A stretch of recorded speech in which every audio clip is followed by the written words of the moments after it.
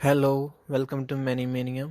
Story शुरू करता हूँ। एक स्कूल टीचर स्टेज के ऊपर बोल रहा होता है कि जो स्कूल टीचर की जॉब है वो आसान नहीं है।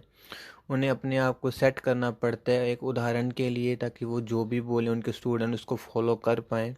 और ये जो है स्टेज एक रिज़ल्ट अभी अनाउंस हुआ जिसमें स्कूल का रिज़ल्ट बहुत अच्छा आया और ये अपने जो है सेलिब्रेशन कर रहे हैं। और दूसरी तरफ ही जो होते हैं स्कूल के जो पास आउट हो चुके हैं बच्चे होते हैं वो स्टेज के दूसरी तरफ होते हैं।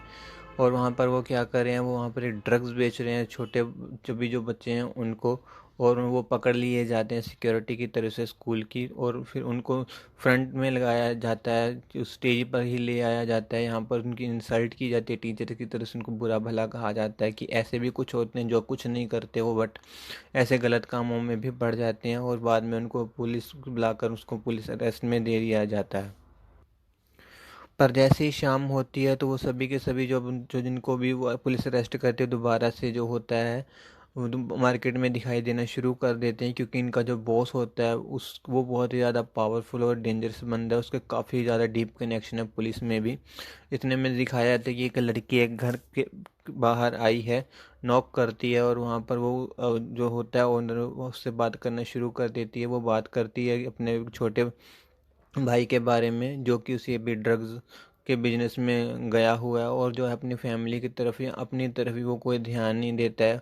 उस लड़की को सारा काम करना पड़ता है, वो उसके सारे जो होते हैं घर के भी खर्च चलाने पड़ते हैं और अपने भी जो काम करने पड़ते हैं। तभी उसको ओनर जो होता है वो एक टीचर होता है, वो उसको थोड़े से पैसे देता है और बोलता है कोई बात नहीं, जल्दी सब कुछ ठीक हो जाएगा। बट वो बहुत ही ज़्यादा परेशान हो जाता है उस लड़की की बात सुनकर कि कैसे जो यूथ है अभी ड्रग में अपने आप को ख़राब कर रहा है, और ये अभी से भी नहीं हो रहा, काफ़ी सालों से हो रहा है, जिसके बारे में इनको अभी खबर ही नहीं है। नॉर्मल न्यूज़ आती रहती है बट उनके स्टूडेंट्स भी इसमें इन्वॉल्व है, इस बात का उसे नहीं पता। और फिर वो सोचते हैं कि चलो इसकी अब इन्वेस्टिगेशन करना शुरू करता हूँ मैं खुद ही।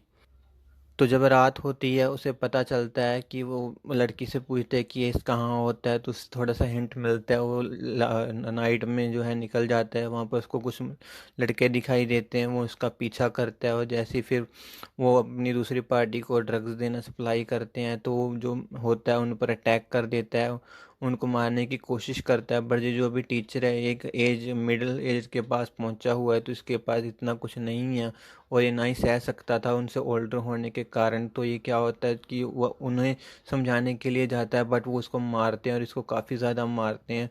और वह उसको बेहोश करके वहीं पर जो होता है गली के साइड में ही उसको छोड़ कर चले जाते हैं। फिर वो सारी रात वहीं पर सिसकता रहता है, और जब सुबह का सीन दिखाया जाता है तो उसका एक फ्रेंड उसको घर पर ले आया है, उसको चाय वगैरह दे रहा है और उसको पूछता है कि रात में क्या हुआ था, तुम कहाँ फिर चोट तुमको लगी हुई थी, क्या तुम मुझे कुछ बता सकते हो।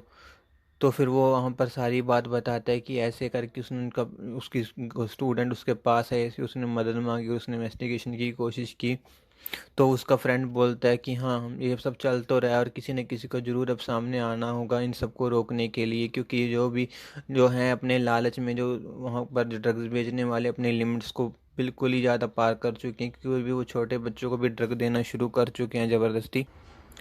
फिर दोबारा से रात आती है, ये जो बंदा है क्योंकि इसने भी काफ़ी ज़्यादा चोट खाई हुई होती है और ये समझ जाता है कि इसको अब इसको रोकना इसी को ही होगा, क्योंकि इसने ये फैसला ले लिया है। तो अपने वो प्रेपरेशन करके दोबारा से नाइट में निकलता है, और जैसे ही फिर वो उसी एक किसी ग्रुप को पकड़ता है जो भी ड्रग बेचने वहाँ पर गया होता है।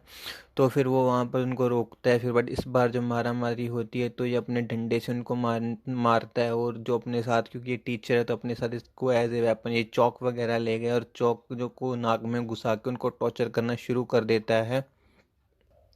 फिर ये सिलसिला शुरू हो जाता है, क्योंकि अभी उसके स्कूल में थोड़ी छुट्टियां होती हैं तो वो सारा कंसंट्रेशन अपनी स्कूल की जो बिगड़े हुए स्टूडेंट्स हैं उनको सुधारने में लगा देता है। फिर वो रोज़ रात को निकलता है, किसी न किसी को पनिश करता है इसी तरह से, और ये चीज़ चलती रहती है। फिर वो एक बार जो होता है उनके मेन अड्डे पर पहुंच जाता है, जहाँ पर उसको पता चलता है कि वहाँ पर एक थोड़ी ही टाइम में एक दो दिन के बाद एक बड़ा कंसाइनमेंट आने वाला है जिसमें बहुत सारा ड्रग्स आएगा, जिसको एक बार आ जाने के बाद जो है उस टाउन का जो होता है एक 70 से 80 यूथ को हम एक ही बार में ड्रग सप्लाई करके उसका एडिक्शन लगा सकते हैं। और ये सब सुन लेता है वो वहाँ पर बैठा हुआ। फिर जैसे ही वो नाइट वाला सीन आता है, जब कंसाइनमेंट पहुँचता है, तो ये भी वहाँ पर पहुँच जाता है अपने साथ। फिर ये वेपन्स और ले जाता है और वहाँ से फिर ये फाइट करता है, और जो भी उसका ड्रग्स वगैरह होता है ये वहाँ से सब कुछ लूट कर एक बार चला जाता है। पुलिस जो होती है पूरे टाउन में सर्च कर रही होती है, क्योंकि उनका जो ड्रग का डीलर होता है उसने काफ़ी सारे बड़े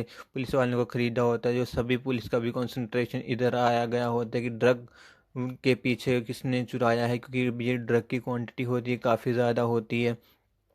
और ऐसे ये सर्च करते रहते हैं, बट उनको वहाँ पर कुछ भी नहीं मिल पाता है, क्योंकि इसने जो है एक जगह पर वो सब कुछ छुपा दिया होती है। क्योंकि पुलिस में नाकाम रहती है, तो कंपनी अपने दूसरे जगह से एक और बड़े बंदे को बुलाती है कि वहाँ पर वो चला जाए।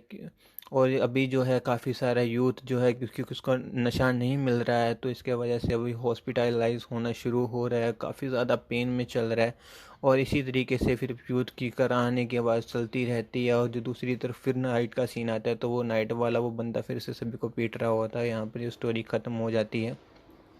गाइस, अगर आपको स्टोरी अच्छी लगी हो तो प्लीज़ स्टोरी को सपोर्ट कीजिए। ऐसी और भी स्टोरीज मैं इस चैनल पर अपलोड करता रहूँगा, तो इसलिए चैनल को सब्सक्राइब कर लीजिए। मेरी इस क्लिप को जो है अपने दोस्तों के साथ शेयर कीजिए, लाइक कीजिए, कमेंट कीजिए, ताकि मैं अपने सुपर हीरोज़ को और सुपर बना सकूं। और अपना ख्याल रखिए, अपनी सेहत का ख्याल रखिए गाइस। Thank you.